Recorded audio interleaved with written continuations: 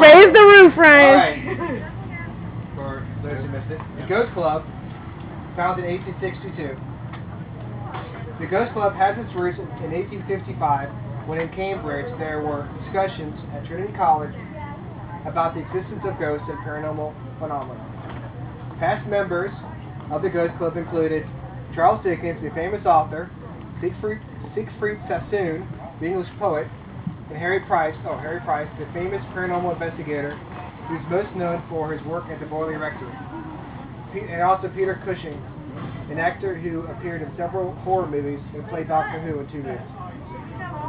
The club's mission was to investigate spiritualist phenomena. They would meet and talk about ghostly subjects. The Ghost Club was disbanded in the 1870s after Charles Dickens' death, but it was given a new life when the Society for Psychical Research was formed, and there was renewed interest in paranormal research. The Ghost Club was officially restarted on All Saints' Day in 1882 by A.A. Watts and a famous medium by the name of St. Moses, who was also a founder of the London Spiritualist Alliance. While the Society for Psychical Research was trying to use science and reason to determine validity of psychic phenomena, the Ghost Club members, they pretty much assumed that everything was real. All the spiritualists was just pure fact.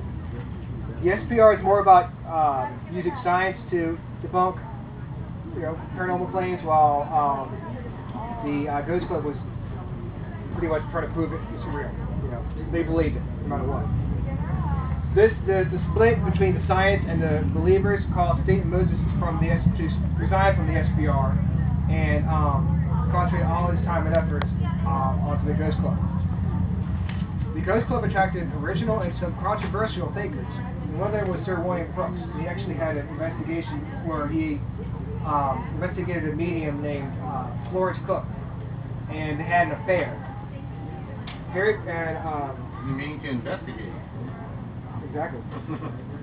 Harry Price joined the Ghost Club in 1927. He was a famous psychic researcher who was famous for his investigation at the Boyley Rectory, which was purported to be the most haunted house in England. The Ghost Club dissolved on November 2nd, 1936, but Harry Price relaunched it as a kind of like a dinner club where you would have dinner and then you have psychics and paranormal research to give speeches and stuff. The Ghost Club continues on today, investigating paranormal and psychic phenomena. Now we go on to the SPR, or the Society for Psychical Research. Now it's founded in 1882. The SPR was the first society that was basically made to debunk hauntings, to use scientific approach to figure out if mediums are real or not. They wanted to investigate with an open mind and wanted to use scientific methods to prove or disprove the validity of claimed paranormal or psychic phenomena. The first president was Henry Sidgwick, who was a professor of moral philosophy at Cambridge. His 2 main associates were Frederick Myers and Edmund Gurney. The SPR had committees established to investigate paranormal claims, which included thought transference, mesmerism, mediumship, the Reichenbach phenomena, apparitions at haunted houses, physical phenomena associated with seances, and the literary committee would study the phenomena. Critical investigations that led to the exposure of fake mediums led to the resignations of several spiritualist members. In 1886, the SPR exposed the tricks of the medium William Eglinton. A lot of the members of the SPR had inherited their wealth, so that gave them a lot of leisure time to pursue their interests, but also gave them the need to give back to the community. Like, they got all this money, feel better on themselves, they want to give back to and help people out. They wanted to help people not get duped by fake mediums and crooks looking to make a quick buck off of someone who has just lost someone and is looking anywhere for some comfort. At the center of the SPR was a collection and analyzation of data. Telepathy was actually a term coined by Frederick Myers, who believed in a metatherial world.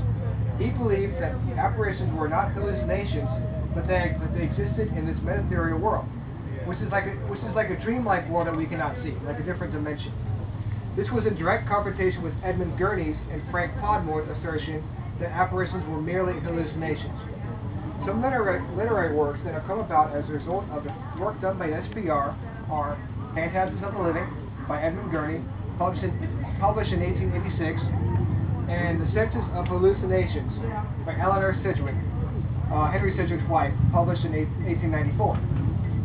The SPR was also collaborated with other scientists in other countries and was able to do some work with the American branch of the SPR, headed by William James in 1884. After Henry Sidgwick and Edmund Gurney and Frederick Myers had passed away, a series of automatic writings took place. An automatic writing, or psychography, is writing that is produced from the subconscious where the author is not aware of what he or she is producing. These automatic writings took place independently from one another through a number of mediums who had no knowledge of each other's existence. There was no way the mediums involved could have known about the information presented in the writings.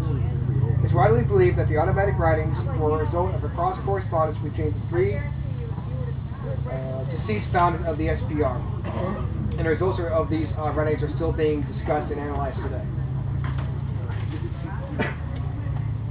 Now, the American Society for Psychical Research, or the ASPR, was founded in 1884, but became formally active in 1885 in Boston, Massachusetts. An American philosopher and psychologist named William James was its first president. ASPR was inspired by its British counterpart, the Society for Psychical Research. The SPR was the full support of the ASPR, and even sent over psychic researcher Richard Hodgson to oversee the new society, which he did until he died in 1905. Hopefully it won't be too loud. Fingers crossed? No, fingers crossed? In 1889, there was a financial crisis, and that led to the ASPR becoming a branch of the SPR. In 1906, the SPR was able to break away from the SPR and once again become its own entity. Should we wait?